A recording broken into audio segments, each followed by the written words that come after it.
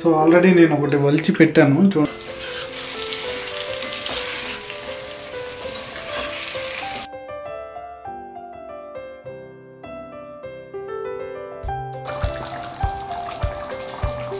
ఒక 15 నిమిషాల తర్వాత గుడ్లు మొత్తం మునిగే విధంగా నీళ్లు పోసి ఉడికించుకోవాలి.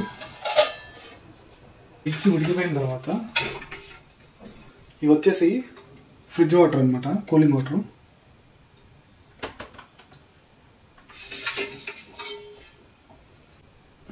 సో ఇలా ఫ్రిడ్జ్ వాటర్లో వేడివేడి ఎగ్స్ వేయడం వల్ల మనం పెంకు తీసేటప్పుడు చాలా ఈజీగా వస్తుంది. సో ఆల్రెడీ నేను ఒకటి వలిచి పెట్టాను చూడండి ఎంత క్లీన్గా నీట్గా వచ్చిందో.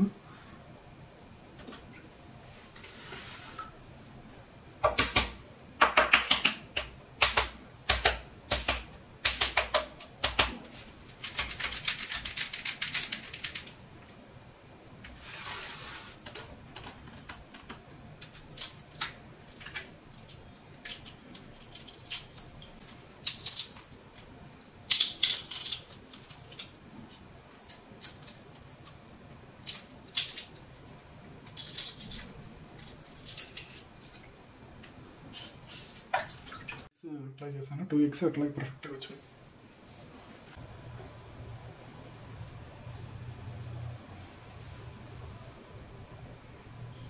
స్టవ్ వెలిగించి ప్యాన్ పెట్టేసి దాంట్లో ఒక 3 నుంచి 4 టేబుల్ స్పూన్ల లేదా 4 నుంచి 5 టేబుల్ స్పూన్లు మీరు తినేదాన్ని బట్టి నూనె యాడ్ చేయండి. నూనె వేడయ్యాక కొన్ని ఆవాలు, కొంచెం జీలకర్ర,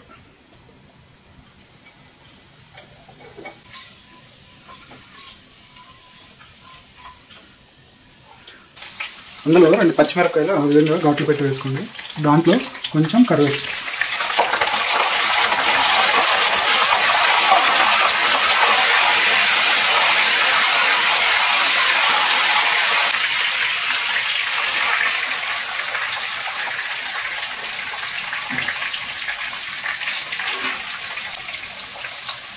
ఇందులోనే 3 పెద్ద ఉల్లిపాయలు ఈ విధంగా కట్ చేసుకుని వేసుకోండి.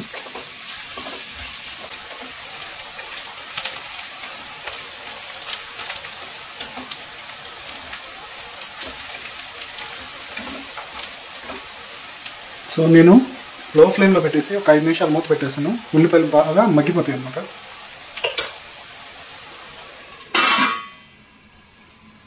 సో ఆనియన్స్ ఈ మాత్రం వేగితే సరిపోతుంది. ఓ 2 చిన్న టమోటాలు ఇలా ముక్కలు కోసేసి వేయండి.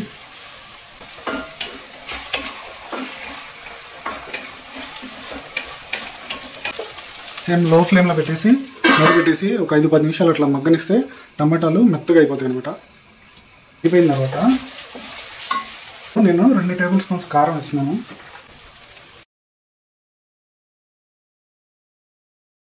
టమాటాలు ఆ విధంగా మగ్గిపోయిన తర్వాత ఒక 2 టేబుల్ స్పూన్ల కారం, ఒక 1/2 టేబుల్ స్పూన్ సాల్ట్ వేసాను. మీరు మీ టేస్ట్కి తగ్గట్టుగా వేసుకోండి. ఒక 2 నిమిషాలు కారాన్ని అలా నూనెలో వేగనివ్వండి. నేను పసుపు సపరేట్గా వేయట్లేదు, మాకు కారంలోనే పసుపు కలుపుతారు అనమాట. పసుపు, చిన్నుల్లిపాయలు, ధనియాల పొడి ఇవన్నీ కలుపుతారు. సో మేము సపరేట్గా పసుపు ఏమి యాడ్ చేయము.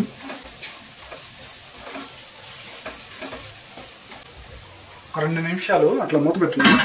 కారం చక్కగా నూనెలో వేగుతుంది అన్నమాట, లేదంటే పచ్చివాసన వస్తుంది.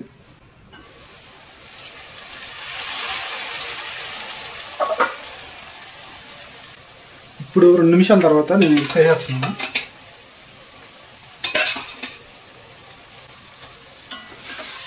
వేసేసి ఎగ్స్ విరగకుండా జాగ్రత్తగా కలపండి.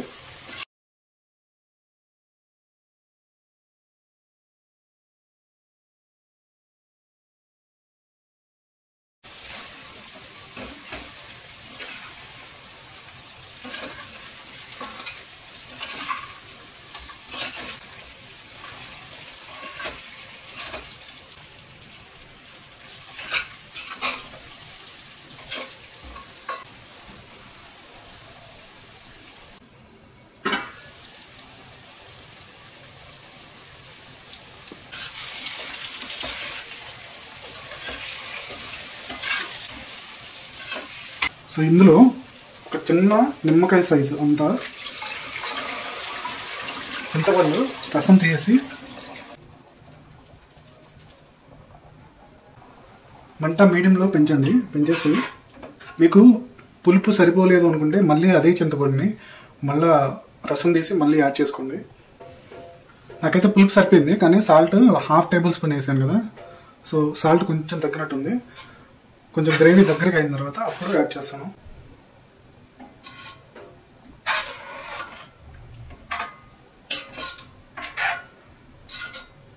చింతపండు, కారం, ఉప్పు అవన్నీ కూడా మీ టేస్ట్కి తగ్గట్టుగా వేసుకోండి. నేను వేస్తున్నవి చక్కగా ఒక మీడియం లెవెల్లో తినే వాళ్ళకైతే చక్కగా సరిపోతుంది. సో మూత పెట్టేసి అట్లా కూరని చక్కగా మగ్గనివ్వండి. ఆ గ్రేవీ ఫామ్ అవుతుంది అనమాట. ఎగ్ పులుసు అనమాట. ఎగ్ పులుసు చక్కగా మీరు మీడియం ఫ్లేమ్లో పెట్టి అట్లా వదిలేస్తే 15-20 నిమిషాల పాటు చక్కగా ఆనియన్స్ కానీ మనం వేసిన కారం కానీ టొమాటోస్ కానీ చక్కగా గ్రేవీ ఫామ్ అవుతుంది అనమాట.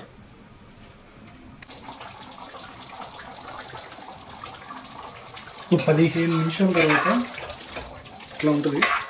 సో నేను కొంచెం సాల్ట్ యాడ్ చేస్తున్నాను. మీ టేస్ట్కి తగ్గట్టుగా అడ్జస్ట్ చేసుకోండి.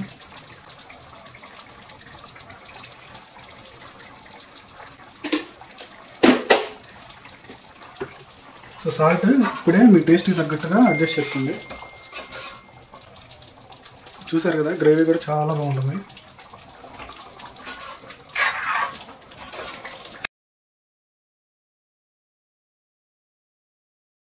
ఎక్కువ మంటలో పెట్టి ఒక 10 నిమిషాలు అట్లా వదిలేస్తాను. గ్రేవీ చక్కగా ఫామ్ అవుతుంది. సో ఇప్పుడు కొంచెం కొత్తిమీర వేయండి.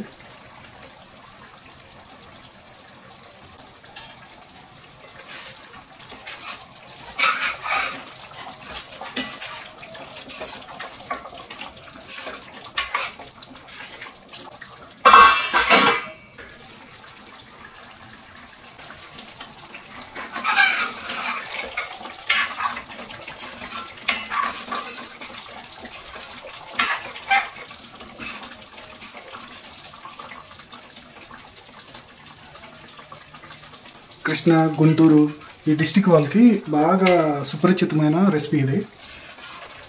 స్మెల్ కూడా భలే ఉంటుంది. టేస్ట్ కూడా కారంగా పుల్లగా చాలా అంటే చాలా బాగుంటుంది. తప్పకుండా ట్రై చేయండి. మీకు కనుక రెసిపీ నచ్చితే లైక్ చేసి, షేర్ చేసి, కమెంట్ కూడా చేయండి.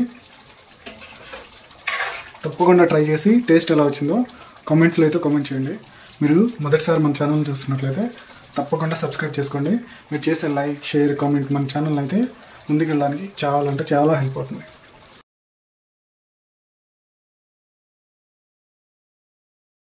చింతపండు మాత్రం కరెక్ట్గా వేయాలి. పులుపు తగ్గినా పులుపు పెరిగినా టేస్ట్ అంత నచ్చదు. మీరు ఒక నిమ్మకాయ సైజ్ అంతా చింతపండుని కలిపి యాడ్ చేసుకున్న తర్వాత ఆ రసాన్ని ఇందులో పోసిన తర్వాత మీరు చూసుకోండి. టేస్ట్ చూసి ఆ పులుసు పోసినప్పుడు మామూలుగా నార్మల్గా ఉంది అనిపిస్తే మీకు గ్రేవీ ఇలా థిక్గా ఫామ్ అయ్యేటప్పటికి సరిపోతుంది. లేదు మీరు వాటర్ యాడ్ చేసిన తర్వాత, చింతపండు వాటర్ యాడ్ చేసిన తర్వాత అస్సలు పులుపు చాలలేదనుకోండి, మీరు ఇంకొంచెం యాడ్ చేయాలి. మీరు వాడే చింతపండుని బట్టి కూడా టేస్ట్ అనేది ఉంటుంది. గుడ్డు పులుసు అయితే రెడీ అవుతుంది. ఒక 10 నిమిషాలు అలా పెట్టేసి మనం అయితే సర్వ్ చేసుకోవడమే. నేనైతే స్టవ్ ఆఫ్ చేస్తున్నాను.